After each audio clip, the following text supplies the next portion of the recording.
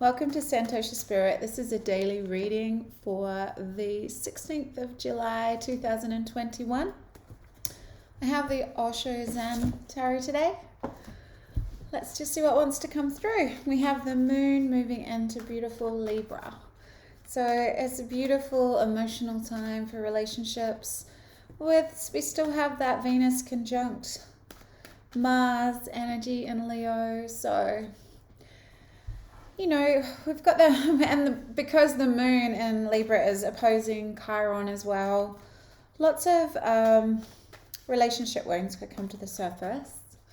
But because, Libra is all about relationship, balance, and harmony, I can feel that there is a lot of transformation and healing and that amazing alchemical process that can happen with a potent mirror, with in a divine partnership.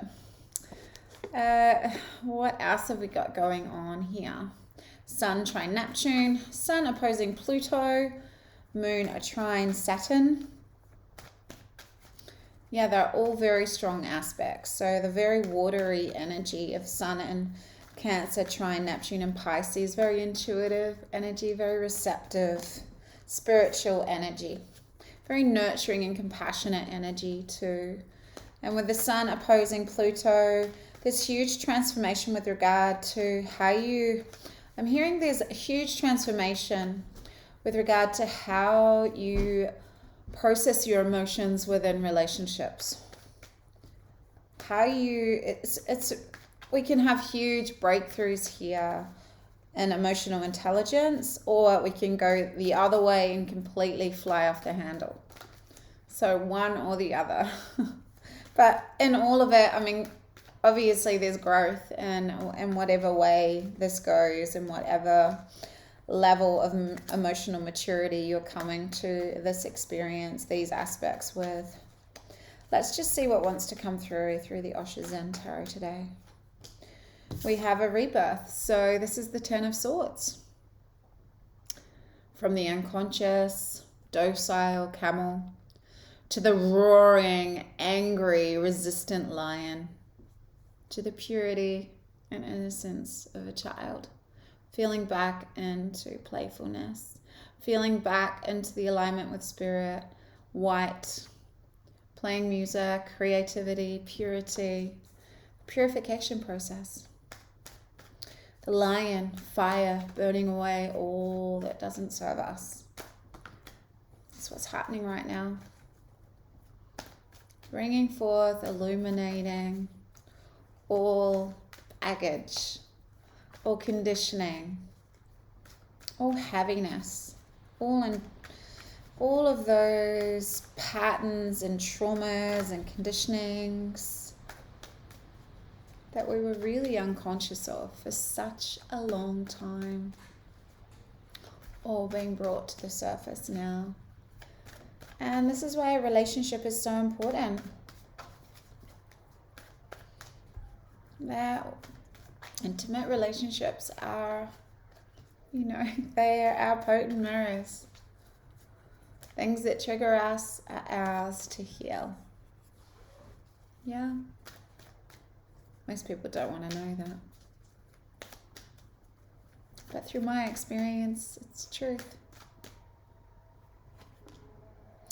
Aloneness, we're coming out of this hermit time, this time of being the hermit. It's time to come out of aloneness, come back out into the world and share your experience, share your pain, share your awakening process, share your authenticity and truth. It's time to come out now. It's time to come out and speak, to stand up, to share your light with the world. Leo. We have the lion here. This is Virgo. The Hermit's Virgo. But we are moving in, we've got the full moon in Aquarius opposing the sun. Obviously, the sun is going to be in Leo next week. We're moving into really strong fixed energy as of next week with the full moon in Aquarius and a lot of Leo, the sun moving into Leo. Here we go. Relationship. The 7 of water. Projections. I'm going to read this. Very important for me to read this. Are you truly seeing the other person, or just a projection of your own stuff? Clean up your side of the street, I'm hearing.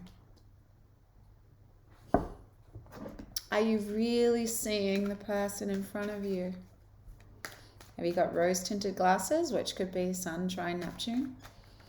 Are you just fully, like, when we're like Cancer, trine, Neptune, I'm hearing, can have those rose-tinted glasses, can want to please, can want to see the best in people, and then, you know, their boundaries get walked all over. Like, they're really, I'm visualizing a very passive, submissive person and a narcissist. I don't really like the word narcissist, because all of us have the capacity to be mean. And if you're extremely passive and you're attracting that energy, it's your shadow. It's like trying to show you to stand more in your power, stand up for yourself. Don't put up with anything don't put up with any treatment that you wouldn't give another person. You would not, like, honestly, it's so unbelievable how much we accept from other people because we haven't looked at our own trauma from when we're a child. We learn about love. I mean, I understand it. I've been through it. But this is what I'm hearing. This is where we need to speak up. Speak up about our own pain, our own experience. Come out and shine the light on relationships, on standing in your own power, and understanding that the person opposite you in an intimate relationship is just a reflection of you and your inner dialogue and how you feel about yourself and what you learn about love as a small child. What you learn about love in all of your relationships that you haven't yet healed. Okay, that's enough. And there's the Fool, trusting, having such a deep sense of innocent trust in the universe to show you the way. Innocence, trust, playfulness, creativity, shining your light. I'm going to read this projections card, and then I'm going to clarify all of these cards. Okay, projections. In a cinema hall, you look at a screen. You never look at the back. The projector is at the back. The film is not really on the screen. It's just a projection of shadow and light. The film exists just at the back, but you never look at that. Just the projection, and the projector is there. Your mind is at the back of the whole thing, and the mind is the projector. But you always look at the other, because the other is the screen. When you are in love, the person seems beautiful. No comparison. When you hate, that same person seems the ugliest. And you never become aware of how the same person can be the ugliest and the same person can be the most beautiful. So the only way to reach truth is to learn how to be immediate in your vision, how to drop the help of the mind. This agency of the mind is the problem, because the mind can create only dreams. Through your excitement, the dream starts to look like reality. If you are too excited, then you are intoxicated. Then you are not in your senses. Then whatsoever you see is just your projection. And there are as many worlds as there are minds, because every mind lives in their own world. And I say this often. Reality is purely the perception of an individual's mind. What's reality for one may be complete madness to another. So the man and the woman in this card are facing each other, yet they are not able to see each other clearly. Each is projecting an image that they have constructed in their minds, covering the real face of the person they are looking at. All of us can get caught up in projecting movies of our own making onto the situations and people surrounding us. It happens when we are not fully aware of our own expectations, desires, and judgments. Instead of taking responsibility for them and owning them, we try and attribute them to others. A projection can be devilish or divine, disturbing or comforting, but it is a projection nonetheless, a cloud that prevents you from seeing reality as it is. The only way out is to recognize the game. When you find a judgment arising about another, turn it around. Does what you see in others really belong to you? Is your vision clear, or is it clouded by what you want to see? That's exactly what I was talking about.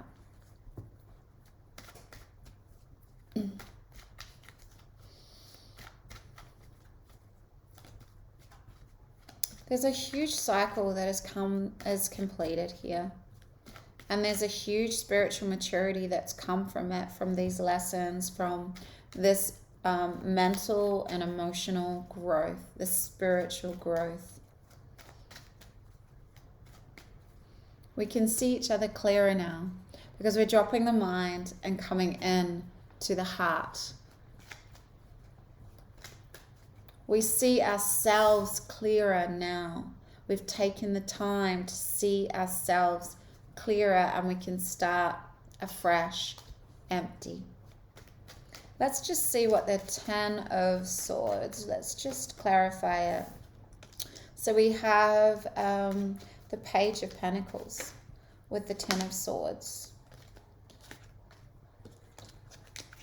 The Page of Pentacles with the 10 of Swords. So there's some communication with regard to some physical gift.